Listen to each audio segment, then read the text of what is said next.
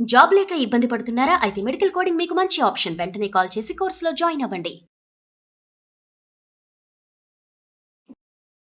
నమస్తే రమగారు. నమస్తే జయ. రమగారు, బంగారం దాని స్వచ్ఛత, దీని మీద రకరకాల అనుమానాలు ఉంటాయండి. రకరకాల యాడ్స్ చూస్తూ ఉంటాం. ఒక ఆయన వచ్చేసి బంగారం డబ్బులు ఎవరికి ఊరికే రావు అని చెప్పేస్తూ ఉంటాడు ఒక ఆయన. ఇంకొక ఆయన వచ్చేసి మంచి మంచి సెలబ్రిటీసే. సో నమ్మకం చాలా ముఖ్యమని ఇంకొకరు చెప్తూ ఉంటారు. వీటన్నిటిని చూస్తూ ఉంటాం. ఎక్కడికి వెళ్ళాలో ఒక చిన్న కన్ఫ్యూజన్. ఎక్కడి నుంచి తెచ్చుకున్నా పక్కన వాళ్ళు ఏదో చెప్తూ ఉంటారండి. అయ్యో మీరు ఆ షాప్లోకి వెళ్ళారా, ఇక్కడైతే అసలు చాలా ప్యూరిటీ ఉంటుందండి అంటారు. దీనికి వచ్చేసరికి రకరకాల ప్రశ్నలు అండి. అసలు ఏది నాణ్యత మనకి ఎలా తెలుస్తుంది? ఆర్నమెంట్ విషయంలో ఇది నాణ్యంగా ఉంది, దీంట్లో గోల్డ్ పర్సంటేజ్ అనేది ఎక్కువ ఉంది అనేది తెలియదు కదా. హాల్ మార్క్స్ అని 916 అని ఇప్పుడు గవర్నమెంట్ ప్రతి చోట ప్రతి బంగారానికి హాల్ మార్క్ ఇవ్వాలి అనేసి పెట్టేసింది. చిన్న చితక షాపుల్లో కూడా డెఫినెట్గా హాల్ మార్క్ సింబల్ అనేది చూసుకోమంటోంది. అయినా కూడా అనుమానాలే కదా. భారతదేశాన్ని బంగారమే పాలిస్తుంది ఇప్పుడు. అవును, బంగారము ఎలా అంటే ఇప్పుడు మన అవసరంగాను మన స్టేటస్ సింబల్ గాను బంగారం పట్ల భ్రమ పెరిగే రకంగాను తయారైంది. అది ఒక ప్రాపర్టీ కింద భావిస్తున్నాం. తరతరాల నుంచి బంగారు ఆభరణాలు వేసుకుంటూనే ఉన్నాం. ఎప్పుడు కూడా మదుపు పెట్టడానికి బంగారం ఒక మంచి సాధనంగా. ఆడపిల్లలకి బంగారం పెడితే రేపొద్దున ఏదైనా ఇబ్బంది వస్తే బంగారం అమ్ముకుంటారు. అవును, బట్టలకు పెట్టకూడదు, బంగారాన్ని పెట్టండి అనేవాళ్ళు, బట్టలకు పెట్టద్దని. మా చిన్నప్పుడు కూడా ఉండేవి అలాంటి సిద్ధాంతాలే.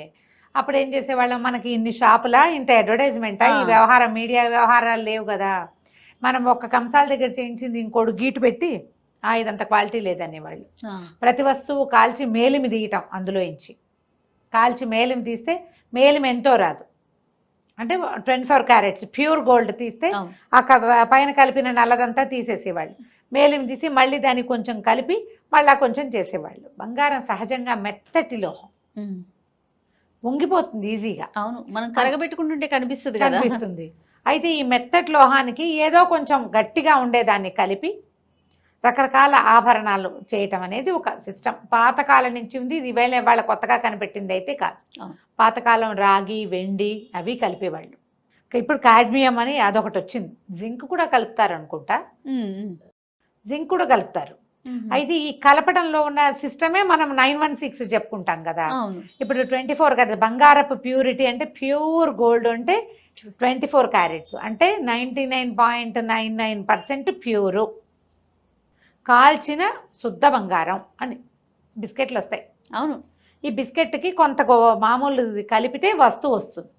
ఈ ప్యూర్ గోల్డ్ తోటి వస్తువులు రావు, ఆర్నమెంట్స్ రావు, ఆభరణాలు రావు. ప్యూర్ గోల్డ్ ముద్దల్లాగా శుద్ధల్లాగా బిస్కెట్లలాగానే ఉంటుంది. కడ్డీల రూపంలో కూడా పోసుకుంటారు. అవును, దీన్ని ఏం చేస్తారు, మనకు కావాల్సినంత ముక్క తీసుకుని దానికి 916 అంటే ఇప్పుడు 91.6 ప్యూర్ గోల్డ్ అయితే 8.4 దానికి వెండి కానీ రాగి కానీ కాడ్మియం కానీ ఏదైనా ఒకటి కలిపి దాన్ని 22 క్యారెట్స్ అంటారు. అవును, 916 ఇది. దీంట్లో ఈ కాడ్మియం కేడియం అంటాం దాన్ని, మనం కాడ్మియం కలిపింది. కొంచెం ఏదో చిన్న ఒకటి రెండు గీతల్లో తేడాలు వస్తాయి. కానీ ఇదేంటంటే మన ప్యూర్ గోల్డ్ రేటు వేరు, ఇది కలిపిన దాని రేటు వేరు. 22 క్యారెట్లు చేస్తారు, 24 క్యారెట్లు దాన్ని 22 క్యారెట్లు చేస్తారు. ఇది ఆభరణాల తయారీ బంగారం అనమాట. ఓకే, ప్యూరిటీ తగ్గిపోతుంది. ఇప్పుడు ప్యూర్ గోల్డ్ కొనుక్కుంటావు నువ్వు 24 క్యారెట్లది, దాన్ని మెళ్ళ పెట్టుకోలేం కదా. అది ఇంట్లో దాచుకోవడానికి రేపు ఎప్పుడో ఫ్యూచర్లో చేయటానికి. కానీ మనం బంగారం ఎక్కడ పెడితే అక్కడ తీసుకెళ్ళి అమ్మలేం.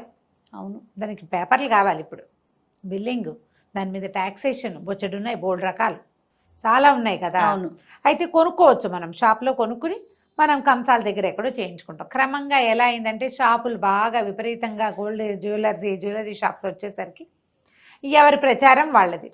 కాదు రమ్మగారు, ఇదివరకు మనకి ఫ్యామిలీ డాక్టర్ ఎలా ఉండేవారో ఫ్యామిలీ కంసాలు ఉండేవారు. ఏ వస్తువు కావాలన్నా మనకి అక్కడే ఆఖరికి పట్టీల దగ్గర నుంచి కాలు పట్టీలు మట్టెల దగ్గర నుంచి అతని దగ్గరికే వెళ్ళి చేయించుకునేవాళ్ళు. అతన్ని నమ్మేవాళ్ళు. మళ్ళీ మనం వస్తువు చేయించుకునేటప్పుడు అతని దగ్గరికే వెళ్ళేవాళ్ళు, ఇచ్చేవాళ్ళు.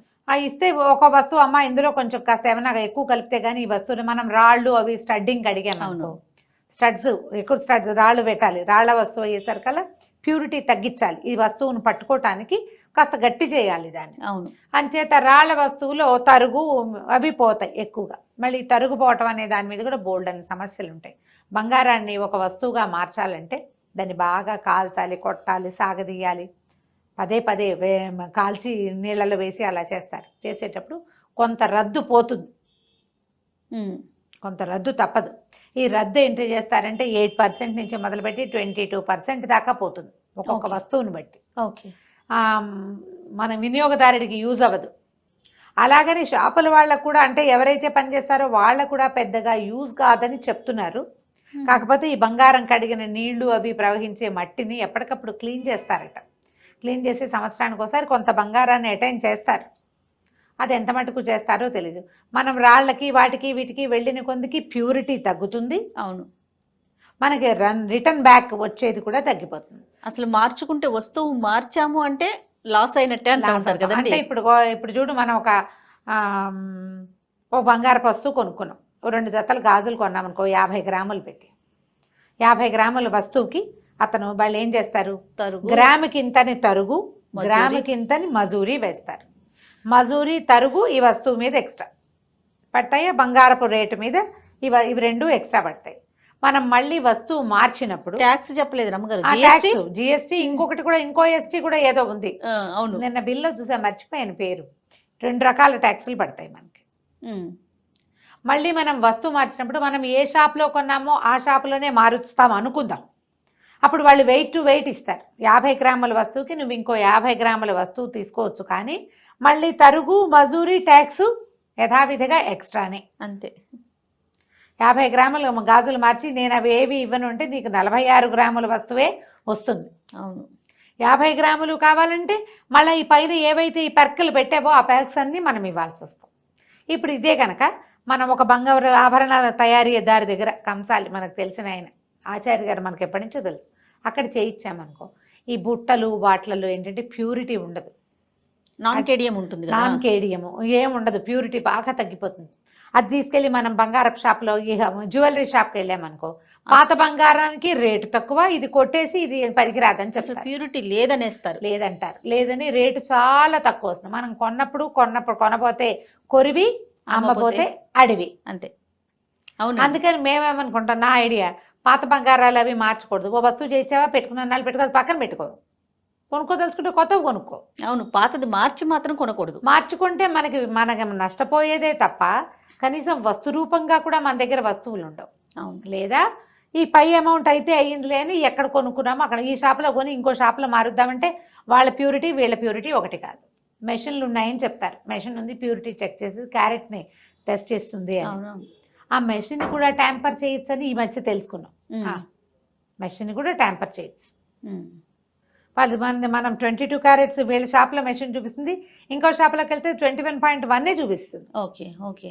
మనం ఏ మెషిన్ని నమ్మాలి? అవును, అది కదా.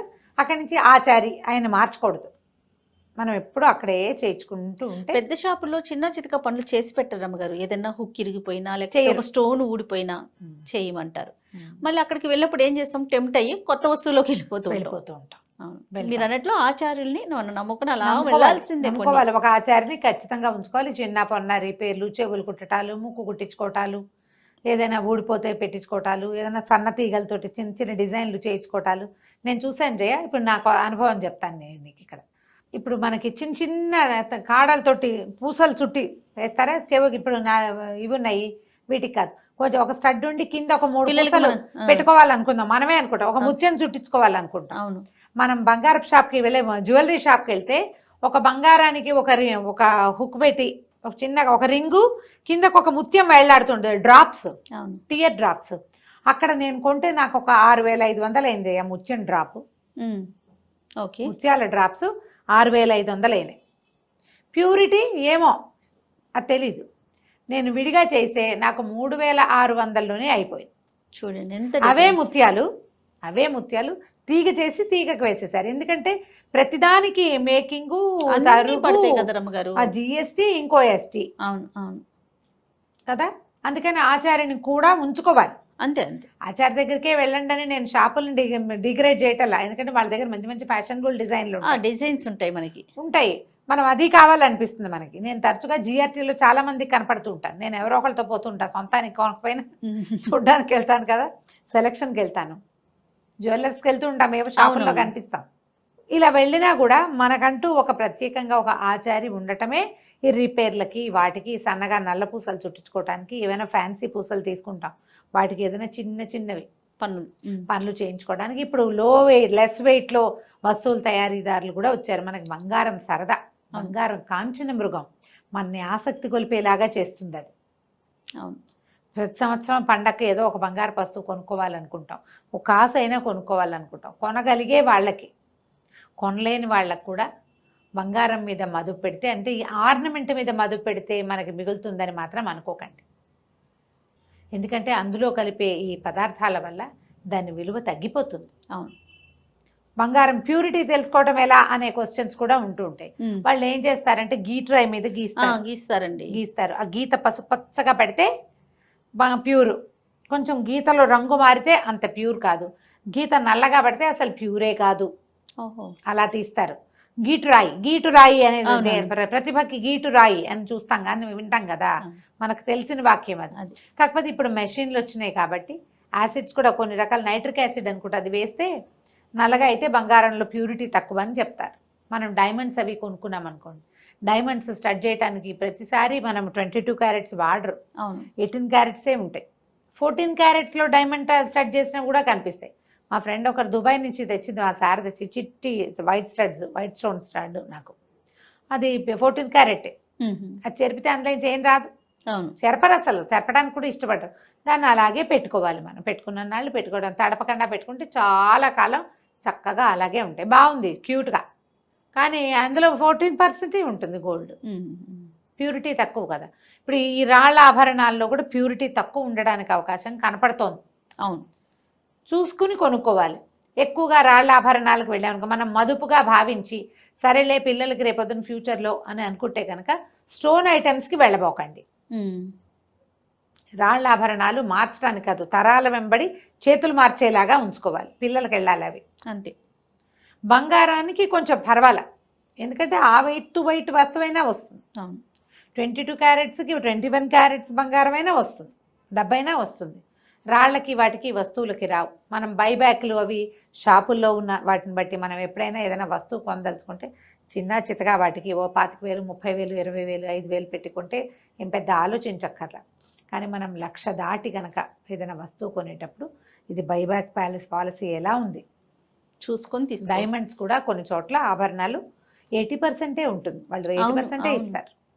అది ఆలోచించుకోవాలి కదా, ఇది ఓకేనా మనకి అనేది ఆలోచించుకుని దిగండి. డైమండ్స్ అవి ఎవరు కొనుక్కుంటున్నారంటే ఇది వరకంటే బాగా డబ్బులున్న వాళ్ళు, ఎఫర్ట్ చేయగలిగే వాళ్ళే అని. ఇప్పుడు ఎఫర్డబిలిటీ పెరిగిపోయింది. మామూలు వాళ్ళు కూడా ఏదో ఒక సందర్భంలో స్త్రీలకు డైమండ్సే ఇవ్వాలని అడ్వర్టైజ్మెంట్, ఆడవాళ్ళకి డైమండ్సే అని, డైమండ్ లాంటి గిఫ్ట్ ఇంకొకటి లేదని. కానీ ఏ డైమండ్లకి బైబ్యాక్ పాలసీలు పెద్దగా బాగుండవు.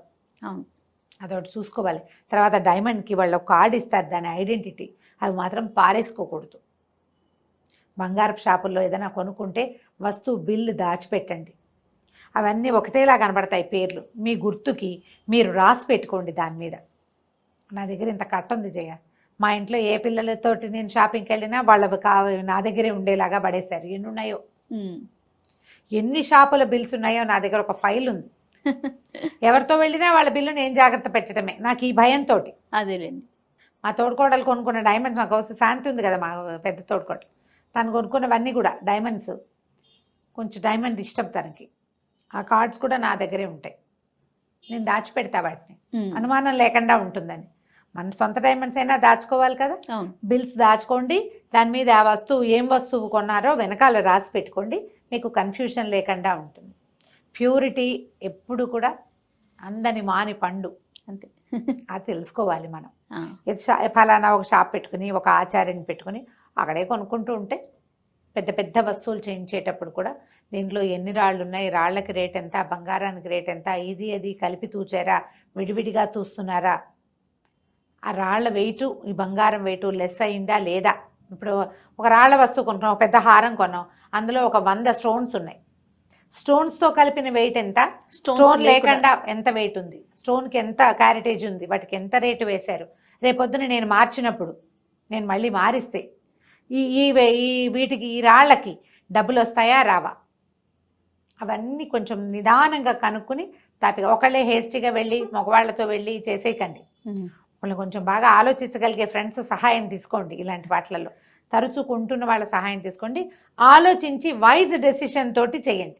బంగారం కొనుక్కునేటప్పుడు చిన్న చితకా వాటికి ఇయర్ రింగ్స్కి ఉంగరాలకి ఎక్కర్లా, పెద్ద వస్తువు అనగానే బాగా ఆలోచించాలి. దాని మీద స్టెప్ వేస్తే సరిపోతుంది. తప్పకుండా రమ్మగారు. నమస్తే. నమస్తే.